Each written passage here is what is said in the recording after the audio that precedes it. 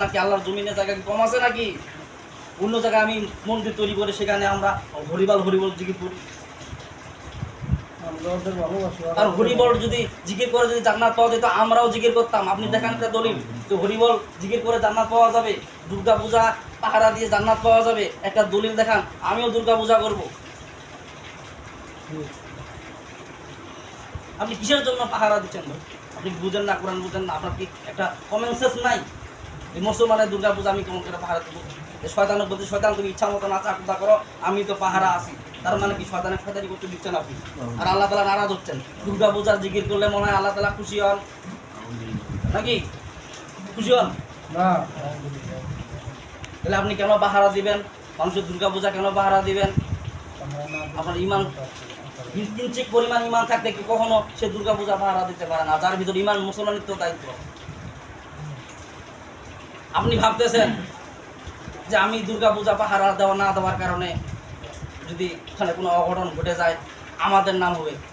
আরে ভাই, যারা অঘটন ঘটায় আপনার নাম দিবে, আপনি দুর্গা পূজা পাহারা দেওয়া সত্ত্বেও তারা মনে করে যে অঘটন ঘটায় আপনার নাম হবে। যে মুসলমানরা পাহারা দিয়া ওরা অঘটন করছে, তার দলিল কেমন করে? একটা মূর্তির পায়ে কেমন করে কোরআন শরীফ যায়?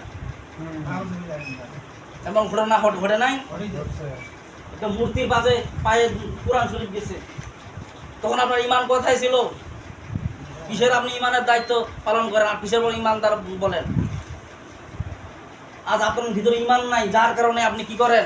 ওই মূর্তি পাহারা দেওয়ার যখন বলে তখনই আপনি সাথে সাথে রাজি হয়ে যান। বলে নাউজুবিল্লাহ। নাউজুবিল্লাহর আওয়াজ বেশি দূর নাই। মানে কি, কিছু লোকের ইমান আছে আর কিছু লোকের ইমান নাই। আমার মনে হয় কিছু লোক মনে হয় বোবা, কিয়ামতের দিন বোবা করে আল্লাহ আপনার দিন বলেছে। যখন আলেম ওলামা কথা বলতো, কোরআন হাদিস থেকে মূর্তি পূজার কথা বলতো, তখন নাউজুবিল্লাহ সুবহানাল্লাহ বাইরে হয় না।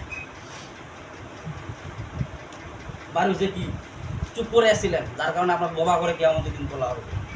আমি যাহা কিছু বললাম, আল্লাহ পাক আমাদেরকে সবাইকে আমল করার তৌফিক দান করুক, আর মূর্তি পূজা থেকে আমাদেরকে দূরে রাখুক বলে না।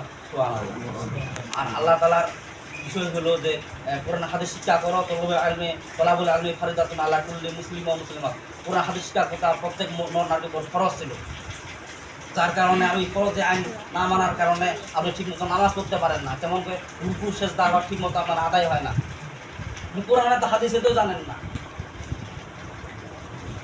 আমরা যাতে সুন্নত বাকি আছে আমরা সুন্নত করি, কাবলা সুন্নত জায়গাটা। তো আখির জানা আলহামদুলিল্লাহি রাব্বিল আলামিন।